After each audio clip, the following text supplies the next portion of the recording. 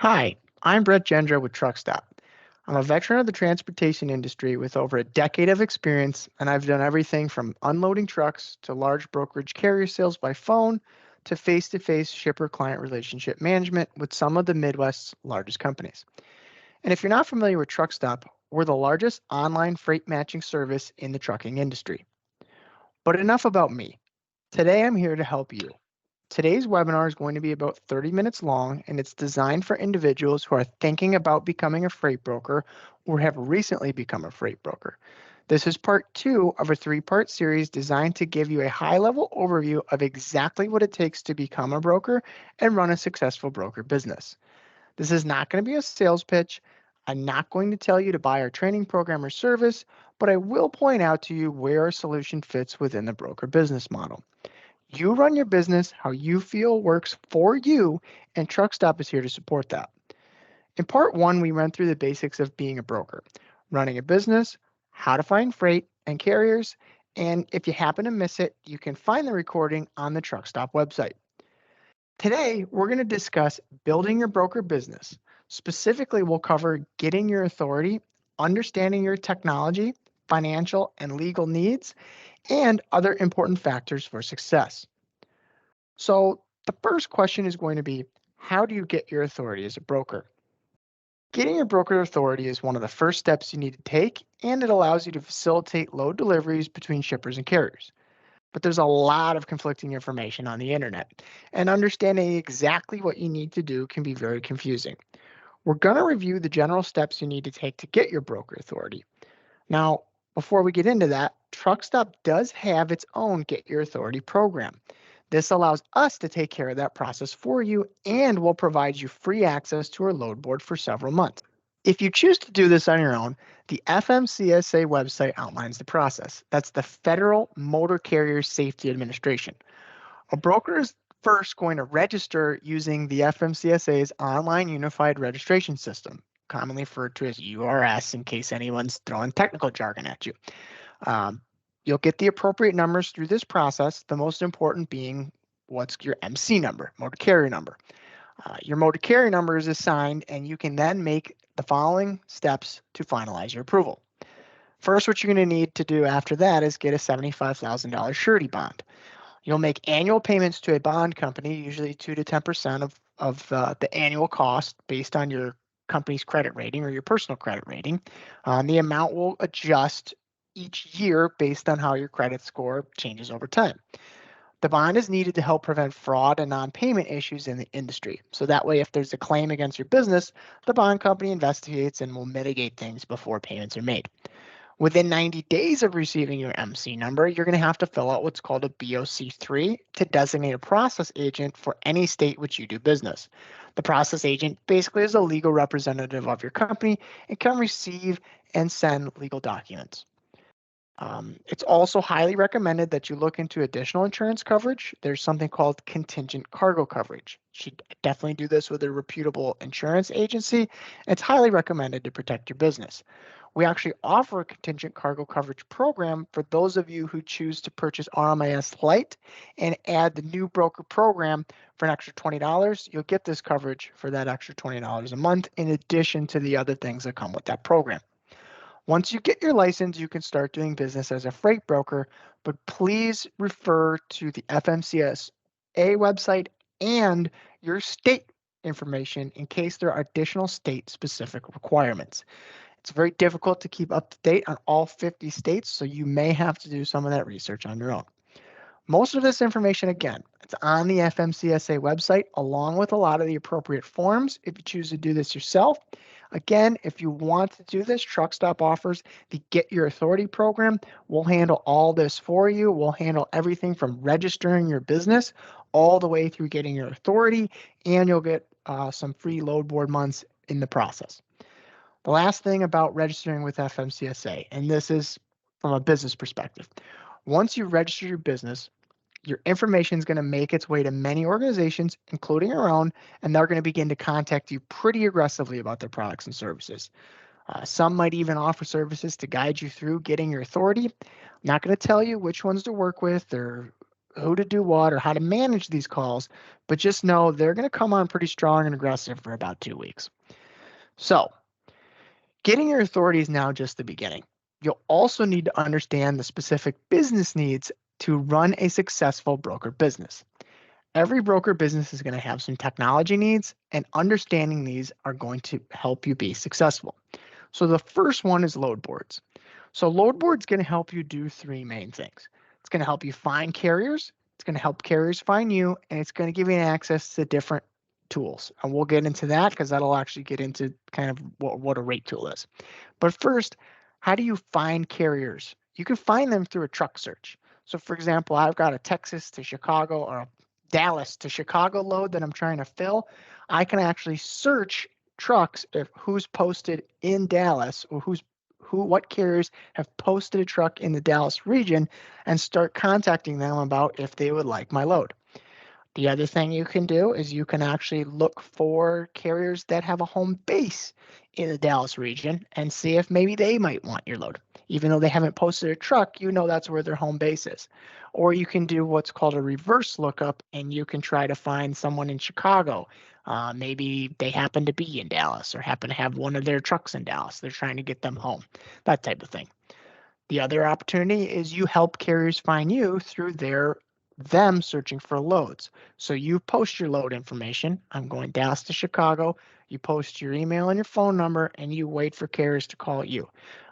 The more details you put in this load information is going to help you get it covered more quickly because carriers don't have to ask as many questions. If they've got to call you and ask more questions, it's kind of up to them to figure out who do I want to waste my time calling, especially if you're a new business. And then the last piece is using the load boards to understand things like market density. So Truckstop has things that are kind of like rate heat map tools, and I'll get into this kind of gets us into rate tools.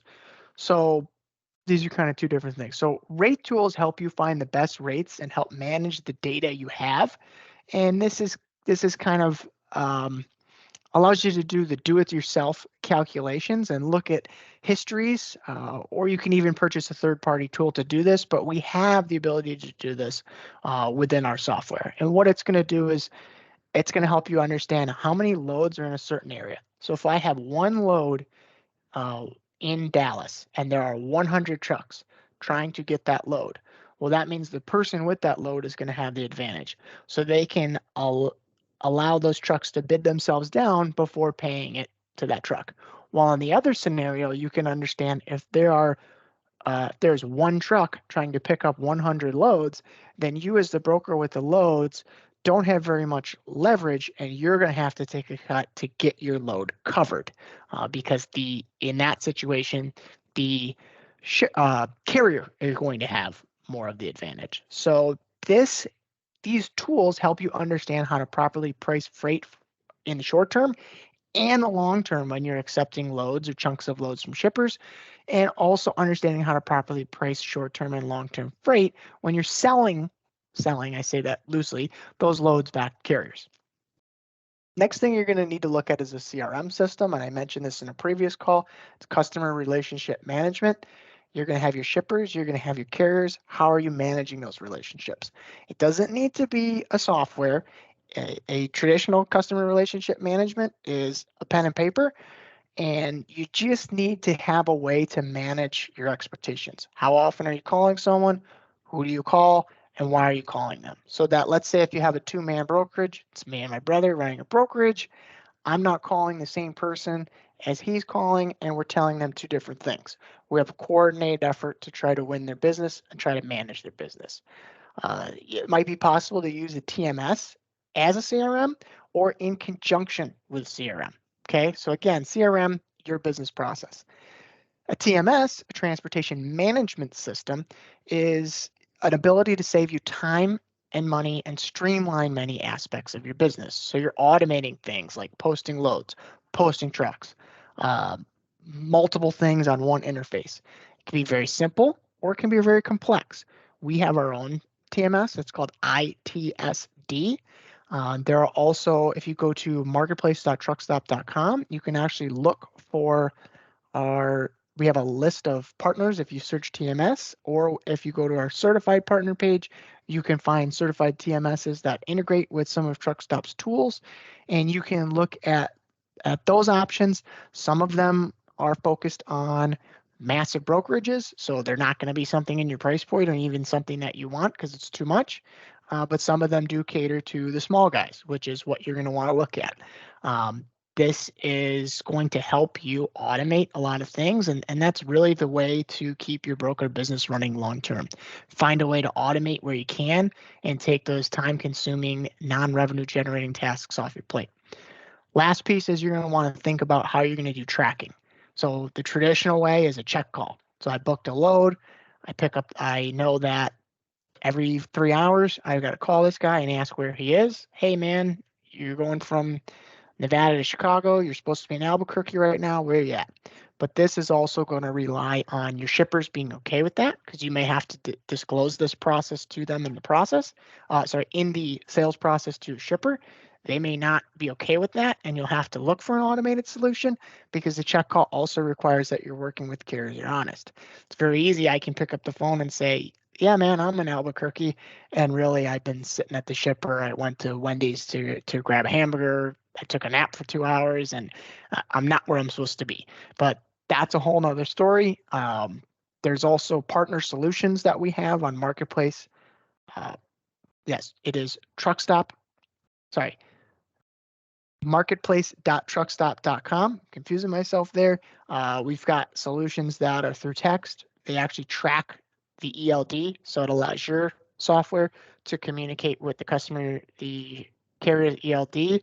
And there's also other electronic app tracking. I think there's even ways if you're working on a cell phone and they have a cell phone, they can send you a ping. So there's that check call through a ping, and that way you know they're where they're supposed to be. So Truckstop, again, several resources that can help you with most of these technological needs, but these are the things that are probably most important to run your broker business. So the next piece is, now you understand your technology needs. Let's cover the financial needs. So you got to think of things like, how are you going to pay your carriers, and how are you going to accept payment from your shippers? So are you set up to pay ACH? Check. Do you have accounts that are set up to do this? Do you have the fund flow set up to do this under the terms you've agreed to? And I'm going to ask those same questions about the shippers, because think of it this way. Again, load delivers. And at the same time, now you are able to say, hey, I delivered your load, Mr. Shipper, please pay me. And you've got terms for that. And the carrier is saying the same thing. Hey, Mr. Broker, I've delivered this load for you and your shipper, please pay me. And sometimes these terms, depending on what your agreements are, may not align with each other. So how are you handling that fund flow to make sure that everyone's made whole in a timely manner? Another thing you have to think about is called accessorials. So an accessorial is an additional charge that's coming outside of a flat rate for the transportation charges. So you have to understand how these are going to impact shippers, carriers, and yourselves in the process. You're going to have to understand the paperwork you need and the rates that you've agreed to. So I'll give you 3 common accessorials. A lumper fee, that means a shipper is requiring a third party to unload your truck, and you have to pay them. And then the broker would have to pay you, and the broker would then have to get paid from the shipper. Big, long process. But within your shipper agreement and carrier agreement are the rates that you're going to pay for this. Detention, that means I am allowed as the carrier to sit at a receiver or shipper for X period of time before additional charges incur. And those charges could be different. One shipper could say, we don't pay detention, and that's in your contract, but you have a contract with the carrier that says I have to pay detention after X amount of hours. And now there's an offset there, and you have to think about that process. I'll give you one more, TONU, truck ordered not used. So I'll give you an example of that one. So the carrier agrees $1,000 for a load, and you've agreed this load is $1,200 from the shipper. The carrier arrives after booking, and there is a cancellation. Shipper says, oh, I don't have this load ready anymore. It's not going to be ready, till tomorrow or till X days. At this point, you have to make sure, was the error on the shipper? Because if the error was on you as the broker, that's different. If the error is on the shipper, they didn't tell you or the carrier in the appropriate amount of time, which is going to be outlined in the contract, they then owe a truck order not used, which is going to be a fee that's probably notated on both of your contracts, and you have to pay the contracted obligation, each party. So the shipper would pay you, you would pay the carrier. Um, Sometimes those are the same, sometimes they are different.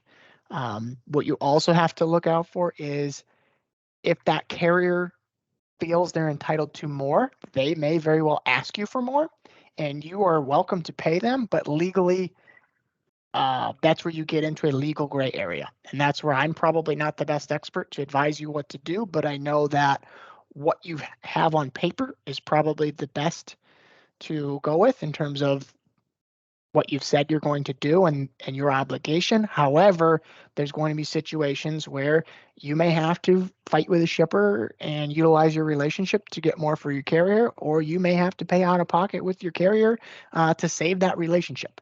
So those are things you're going to have to think about. Um, and then the last piece is you want to make sure that any paperwork in any of these situations is documented properly, like a detention situation. Get in and out in time, get in out time, get it signed, get a copy of it, find a process for these documents to flow. It's very important because you could have a situation again where there's a discrepancy between a broker and a carrier. Some things could be said online that are negative toward each party, and the only way to resolve that is after some sort of third-party investigation. The documentation is going to talk for itself. So documentation, very important. And always think of even text messages as documentation. Speak to your carriers in a business manner in a way that assume that those conversations may have to go public at some point. So that's something to think about. Um, Next piece, how you can handle your cash flow. I think we've addressed that above, but do you need factoring? Do you have your account set up properly? And then obviously, how are you going to pay for your staff, equipment, insurance, and other things? Make sure you're covering your financial basics for running your business. Now, again, another whirlwind of information over the beginning portion of the webinar. But again, you made it this far. You know how to get your authority. You understand the technology, financial, and legal needs your business has. And now we're going to get into a little bit more about setting up some details around your business. There are a lot of brokers out there. The industry is very competitive. Shippers are going to get hundreds of calls every day. Carriers are going to get a lot of calls a day. You want to focus on making sure that you stand out. So I would recommend the first thing you do is pick a name for your business. The name should be unique. It should reflect what your business does and also help it stand out in a crowded field of competitors. You want to set up a professional voicemail and email. This is something that I think goes overlooked at times because people try to run their broker business off of their personal phone. So if I'm a shipper trying to call you with a question about my business, hey, hello, oh, sorry. Just kidding. Leave a message. It's not very professional business. Voicemail. Um, you want to look at things like your social media pages, your LinkedIn page, how you're going to be found on Google. Um, all these things are going to be how a shipper or carrier vets you before they contact you and what makes you stand out. You've got no experience right now. If you're starting outside the industry. If you're starting in the industry, how can you accentuate the experience you have, even though your brokerage business is brand new? And that's going to be in the professional manner that you present yourself and you put yourself out there in front of the community. And again, that's through your email, which may require you to go to Gmail and get a brettsbusiness@gmail.com. Something as simple as that. So you're not, video game guy 123@gmail.com. Again, not very professional. You want to kind of clean those things up. So I'll give you kind of an example here. So we've got a company website. There's many people that can make a company website for very cheap. There's also options to do it yourself very cheap and have it managed and have it look professional. And it's just got simple things like an about me, a nice clean logo, Hockey stick freight brokerage services. Boom. Very simple. I'm a big hockey fan, so this would potentially work for me. And then also on my LinkedIn page, nice, clean, tells you what I do, tells you where I am. This is a, you know, Rhett Coleman, kind of made up a little guy here. But they kind of see your history, some of your background. It's what people are doing. They are vetting you before they work with you. So you have to think about how they're going to see your business before they even get to you. Don't overlook those things. So again, now your business needs are taken care of, your website's set up. What's your marketing plan? How are you targeting shippers? How are you targeting carriers? What services are you offering them? And how are you reaching them? So brand image isn't going to be the only part of your plan. It's also going to have to include, your marketing plan is also going to include what shippers and carriers you're going to target, how you're going to target them, and what services you offer them. And what I mean by what services you offer them is it's very tempting to just start calling shippers and accepting any type of freight, becoming that jack of all trades. But it's going to be very difficult to do that if you're trying to just accept every piece of freight, you're trying to just accept every cheap piece of freight, and you're agreeing to move everything. Um, it's going to be a hard, difficult, and long road to do that if you don't have a business history. I'm not saying it's impossible. I am saying that I have seen success if you've started in a niche and then begin to grow. And what I mean by niche is you start your broker focusing on one industry. So for example, I only move sporting goods, or one geography. I only move in the Midwest, or I only move Southwest to Northeast, and or I only move flatbed. I only move reefer. Something that kind of gives you a differentiator when you're calling these shippers. So you can kind of promote yourself as that export. Hey, hockey stick freight, I'm a sporting goods broker. Only move sporting goods because that's the best, right? Oh, I'm a sporting good warehouse.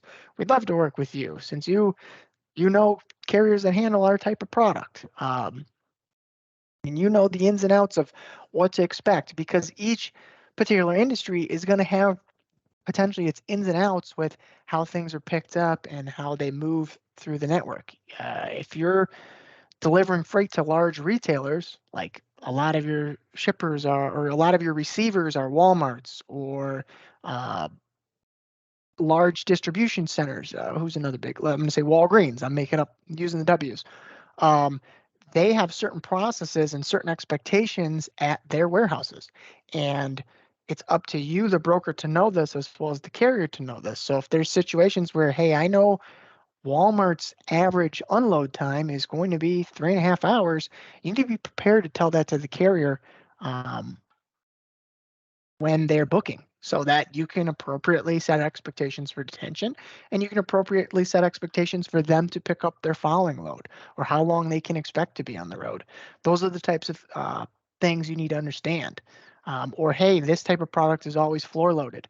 Floor loaded meaning the trailer is going to be loaded piece by piece, right on the back, versus pallet loaded, which is where the forklift is just going to load your entire truck. You can load a fork load. You can load in 5, 10, 15 minutes if you get a good driver and you've got nicely packed freight. But floor loaded can take hours to load, especially if it's done correctly. And if there's some type of error and it's done incorrectly, that's a whole nother can of worms. So you really want to understand where you want to fit in the industry and where to start and kind of go from there and work your way out. Again, your business is now set up. You've got your niche. You've got your plan. You're starting. Here are other important things you want to think about. Your reputation is number one in this industry. Yours, your shippers, and the carrier. So you need to think about every time you're moving a piece of freight, how you're speaking to the carrier, how you're speaking to the shipper, and how the operation is working, reflecting back on you. The carrier could have a bad reputation. They are now working with you. You now have a bad reputation via association. Same thing with a shipper. It could hurt your business because word of mouth and relationships are crucial. So if you're working with a shipper A and you're sending in a carrier that has a bad reputation, shipper A, who also knows a guy at shipper B who you're trying to win business from might say, hey, we've had problems with hockey stick brokerage. They're sending in carriers that do a bad job. And that's going to reflect how they react with you. Might mean they're going to pay you less because they think you have less quality carriers, or they don't pay you at all. You also have to think of it from a perspective of, this is my first opportunity to work with a shipper. Am I trying to make an extra $50 and send in a carrier here that may not do a good job? Or am I just trying to make sure that I service them well? Because if you service them poorly on that first shipment, it's not $1,000 that you're losing out on.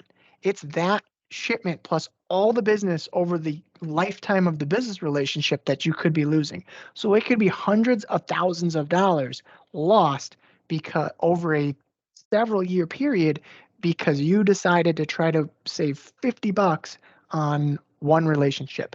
Make sure that the people you're working with are quality, they're good, because their reputation reflects your reputation. The customer's experience in this business is paramount to your success. And as a broker, the shippers and the carriers and the consignees are all your customers. How they experience the relationship with you is going to really determine whether you're successful or not. So we made it. To quickly recap what we discussed today, we talked about getting your broker authority. Talked about understanding your technology, financial, and legal business needs. We walked through setting up your business profile, including your website and social media pages. And we talked about how to come up with a marketing plan and how to grow your business. We even looked at some potential success factors. So you've got some more tools to get out there and make this thing work. It's certainly by no means a simple process, but if you pick a place to start and you do the little things and you start building, what can seem like a daunting process can actually become very easy. You can get in a rhythm, you can get moving, and you can become very successful very quickly. But again, my recommendation is do your best to focus on doing the right things and controlling your reputation, because it can take years to build a reputation, but you can destroy it in a second. Think about that. Again, becoming a freight broker can seem overwhelming, but it doesn't have to be. There are a ton of resources that can help you. Take the time to educate yourself on the industry using the resources we've listed here below. Make sure you keep an eye out in the coming weeks for part 3 of this webinar series, where we're going to dig deeper into the ins and outs of being a freight broker. And again, check industry resources, regulatory resources, and Truckstop resources like the ones listed below if you don't have your authority. Like below. If you don't have your authority, Truckstop has a Get Your Authority program. It's got built-in load board access for a couple months. Our blogs, Truckstop blogs, also outline many business processes to help you do this on your own. We have a blog that will help you do this on your own. We've also got our marketplace.truckstop.com. That's an area where you can find partners that can help facilitate and automate some of these business processes. And again, if you want to learn more, contact Truckstop at 888-364-1189 or explore truckstop.com. We also have the marketplace, again, marketplace.truckstop.com, or you can reach out to me at Brett, B-R-E-T-T, Jendra, J-E-N-D-R-A, at truckstop.com. I'd be glad to get you in touch with the right resource. So thank you very much for your time. Please make sure to pay close attention to your emails and our website to view part 1 and for more information about part 3. Look forward to understanding how Truckstop has continued to contribute to the success of many brokerages, and we want to be an integral piece of contributing to your success. Thank you, everyone. Have a great evening. Good luck on your broker journey.